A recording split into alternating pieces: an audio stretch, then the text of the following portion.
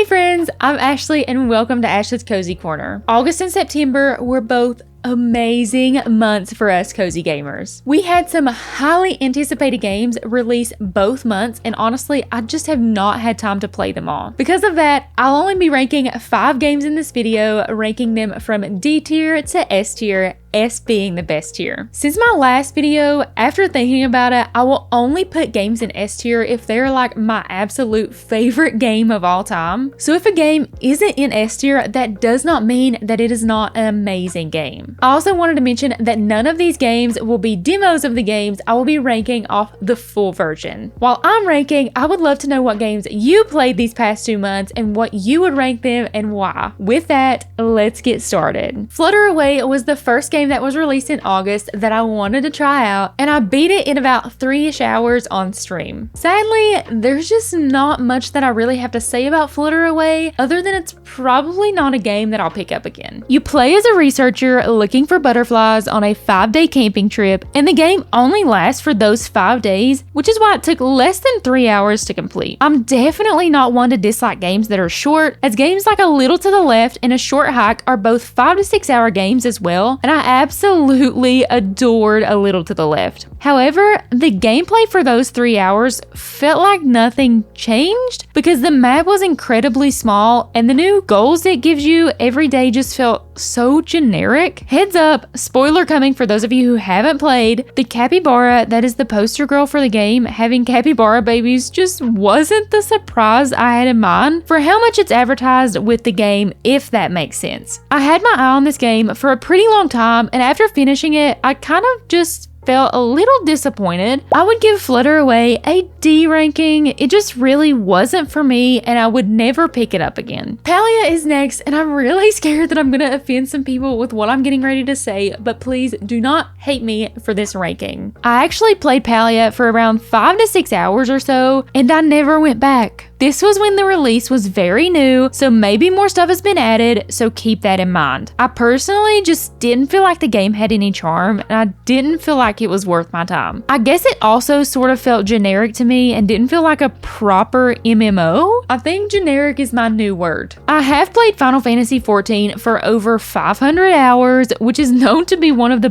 best MMOs ever made, and Palia just didn't fit the MMO vibe for me. There was really no reason to play with other people, and it felt more like a single player game than an MMO. The world seemed flat, like everything looked the same, and the activities you could do didn't really wow me. A few things I did like about the game was that the farming felt realistic, like digging into the ground and planting things was very well controlled. I didn't get to decorate much, but I did really enjoy what seemed to be a ton of different crafting and furniture options, and decorating my house was really fun. Like I said, I started when it first released, and it has had multiple updates since then, so I probably didn't get to experience a lot of what has been fixed. I do think the game has a lot of potential based on what I played, but it doesn't wow me enough or at all really to want to go back to playing, especially with the sheer amount of cozy games releasing constantly that do give me reasons to go back to play. The more I think about it, with how many MMOs I have played in my life, if Palia wouldn't have advertised itself as an MMO, I think that I would have liked it more, but going into the game expecting an MMO kind of just put a bad taste in my mouth. I would rank Palia at C tier. Again, this is just my opinion. I already know a ton of people who love Palia, and it's free to play, so I recommend giving it a chance whenever you have the time. Next up is a game that I have been excited for so long, Fae Farm. I have played on both Steam and Switch, with most of my game time on the Switch, and it plays perfectly on both systems other than a few known bugs that are being fixed. However, I was lucky enough to not experience a single one of those bugs people had issues with, not even the shipping contracts, which is crazy. I didn't have very many cons at all with Fae Farm, so I'll start with those. The very main thing that I think everyone can agree with, the NPCs, dates, and dialogue absolutely suck in this game. It's actually probably the worst in any game I've ever seen. I took one date on the game, and I will not be taking another one until they update the NPCs, if they ever do. My character was a dumb mess, and I didn't even get a chance to answer any of the questions he asked me on the date. The camera is also fixed, but honestly, that gets much easier to deal with after only a few days of playing in the game, so that's not really a con for me anymore. However, even with the NPC and dialogue issue, the rest of the game completely makes up for it. I love how free my character feels on the map, especially jumping on those little mushrooms. All of the skills are pretty basic, but are really fun to level up, and you can get them all maxed out without having to grind. One of my favorite things about Fae Farm, however, is the crazy customization options you have. You can make your farm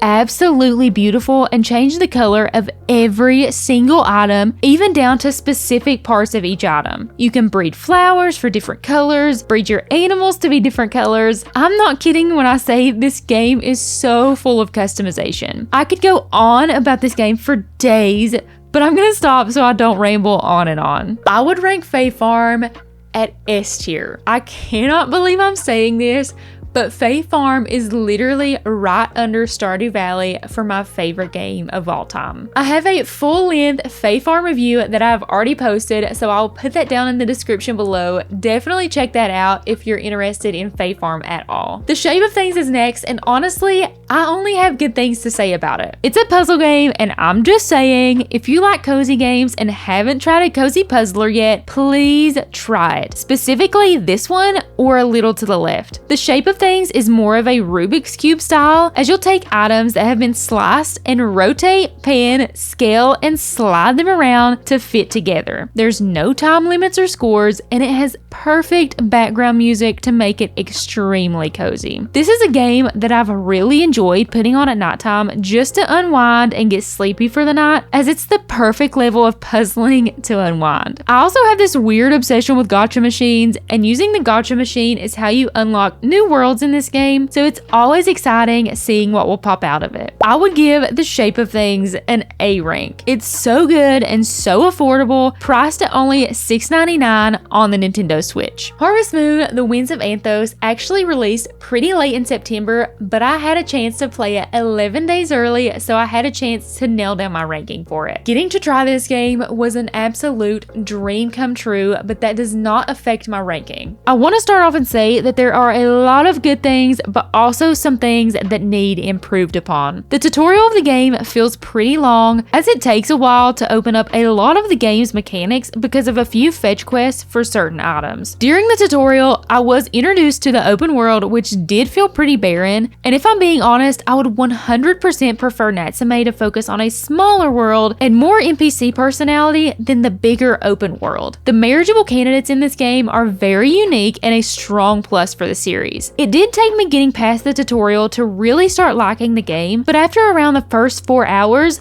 the game really does get better. You have multiple areas for farming, you can move your house, and the fast travel makes exploring a literal breeze. The animal and animal care is probably top notch for a farming game due to the fact that just having animals gives so many benefits. Compost can be turned to fertilizer, the high grass that grows everywhere in the world makes it so easy to feed your animals, and the horse makes it to where you do not lose stamina walking and running around. You can even get a bit of stamina by petting your cat or dog. There's also an auto feeder in the barn. Honestly, just overall such an amazing experience with the animals in Winds of Anthos. However, the mining in this game is probably the worst I've seen in a farming sim in a very long time, so I hope in future installments they can fix this. Overall, I really feel like this is a step in the right direction for Natsume. I haven't purchased a Harvest Moon game in a long time due to the games being less than average, but from this point on, I feel like I could say I will definitely be purchasing them in the future. I would give Harvest Moon: The Winds of Anthos a B tier. Harvest Moon: The Winds of Anthos is also another game that I chose to make a dedicated review video on, so if you're interested in that, I'll link it in the description below as well. That's it for the cozy games that I've played in August and September, and I would love to know what cozy games that you played and what your rankings are for those. I love having these conversations with you guys, and honestly, these ranking videos tend to bring in really good points from you guys. Thank you all so much for watching. Have a cozy day and God bless.